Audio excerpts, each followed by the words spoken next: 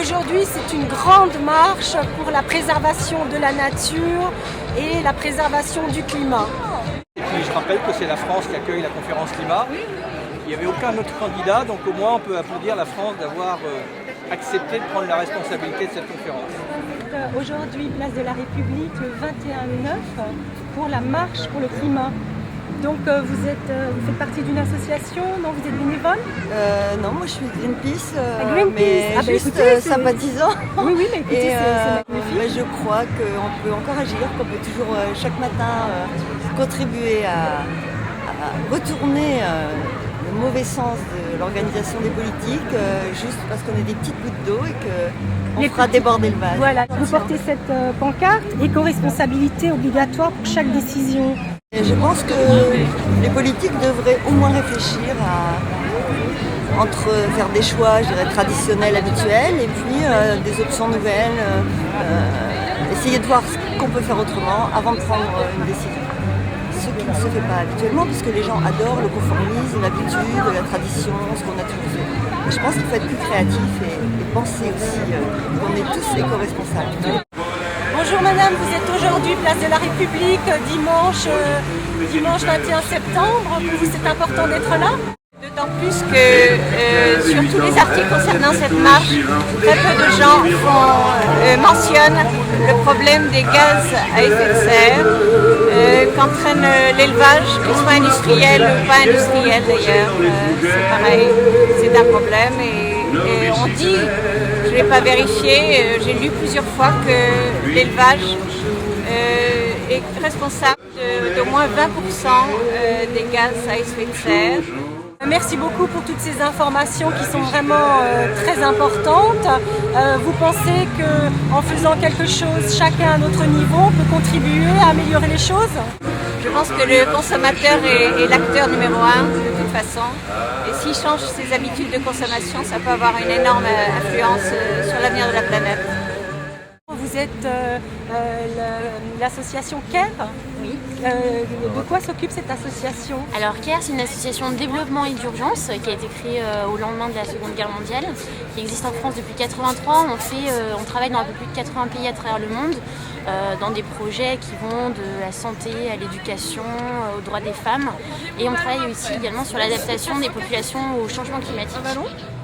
Vous distribuez des petits cœurs, c'est Alliés pour le climat, c'est une association, une organisation? Alors c'est Alliés pour le climat, nous on est Fondation Nicolas Hulot.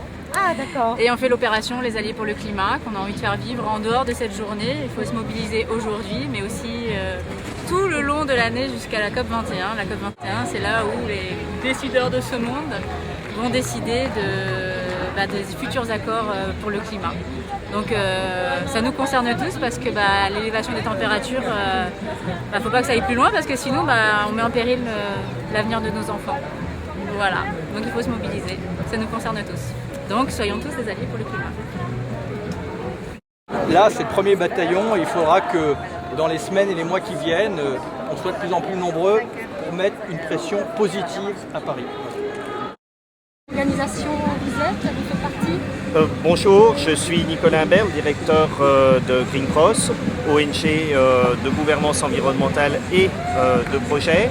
Et pour nous, c'était très important d'être là en tant que citoyen pour accompagner cette marche, expliquer que c'est important de se mobiliser aujourd'hui pour le climat et que c'est parce qu'on est ici dans la rue aujourd'hui que les dirigeants seront capables d'avoir un bon accord qui va commencer avec Ban Ki-moon le 23 et le 24 septembre et qu'il va falloir suivre jusqu'à Paris Climat 2015, où tous les dirigeants du monde devront définir la nouvelle feuille de route qui nous mènera pour les 5, 10 et 20 prochaines années. La situation est quand même très, très grave. Il est urgent de changer de braquet, en effet. Jusqu'à maintenant, il y a eu une mobilisation, il y a eu plein de choses. C'était à une vitesse qui est ce qu'elle est. Là, il faut aller vite. C'est un enjeu de paix, c'est un enjeu de bien-être pour chacun d'entre nous. Et il ne faut pas oublier que pour 2 à 3 milliards d'habitants, c'est aussi un enjeu de survie. Vous l'avez dit, il y a urgence. Toutes les associations sont réunies ici pour montrer l'urgence de faire quelque chose, pour changer et participer à l'amélioration du climat. Vous êtes le mouvement Surfrider, c'est ça? Quelles sont vos motivations? L'idée aujourd'hui avec la plateforme Océan et Climat, dont Surfrider Foundation Europe, le fondateur, est justement de remettre les océans au cœur du débat, de faire en sorte que le poumon des océans ne soit pas caché par le poumon des forêts. L'objectif, c'est vraiment de faire en sorte que les gens prennent conscience qu'il y a des solutions au niveau de l'océan pour protéger notre planète, pour faire en sorte qu'elle soit en meilleure santé. Donc un climat protégé, c'est un océan en bonne santé. Vous représentez le Brésil? Exactement, je suis brésilienne et voilà, je milite pour Marina Silva parce que c'est notre espoir. Au niveau du climat, de la protection de l'environnement, de la nature, a-t-elle un message particulier concernant l'écologie? Bien sûr, Marina, elle a dans son programme de son gouvernement pour le Brésil, il y a des véritables lois pour protéger la nature, pour réduire l'émission de gaz dans l'atmosphère, pour réglementer les terres des indigènes.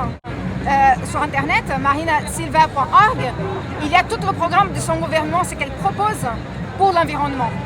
Donc c'est le seul candidat qui propose quelque chose de vrai, de concret pour faire quelque chose pour la planète. Donc Marina Silva. Vous êtes ici avec votre petit chien. Comment s'appelle-t-il? Happy. Happy. Ah, quel beau nom. Happy est aujourd'hui ici. Oui, elle est toujours heureuse, qu'elle est végétalienne. Ça veut dire aucun produit animal depuis tout petit. Depuis qu'il est tout petit? Oui, et comment elle est belle, hein? Elle est belle comme tout, elle a un poil magnifique. Elle participe à toutes les marches pour protéger la planète. Aujourd'hui ici, pour sauver la planète, pour participer, avec ton joli petit manteau avec un message. Oh, t'es très belle toi. Dis donc, il y a Julie qui m'a quitté. Tu viens faire un tour sur mon scooter. C'est à New York qu'il va y avoir le plus de monde. Mais déjà, je n'ai aucune idée. Je pense qu'il y a au moins 70 millions de personnes selon les organisateurs et 60 millions selon la préfecture. Donc voilà, après il faut faire venir les Belges, les Suisses, les frontaliers.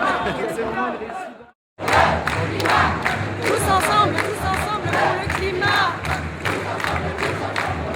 Merci de préférer l'indignation à la résignation. Maudits soient les yeux fermés, merci d'avoir les yeux ouverts. Ouvrez la vieille cage du conformisme, du scepticisme et du fatalisme. Ne nous résignons pas, faisons que l'avenir soit ce que nous décidons. Dites aux politiques, sous n'importe quelle forme, ne volez pas l'avenir de nos enfants. Vous êtes présent ici à la marche pour le climat. Pourriez-vous nous dire quelques mots? On défend le droit de nos terres, de pouvoir respecter la nature, de pouvoir vivre en paix avec tout le monde. Mais maintenant, grâce à tout ce qu'on vit là-bas, on ne peut pas s'exprimer, on n'est pas une voix dans notre propre État, on est des étrangers. Donc ça fait des plaisirs voir autant de monde ici présent, des gens avec une conscience pour pouvoir crier fort et dire voilà, respectez le climat, la nature.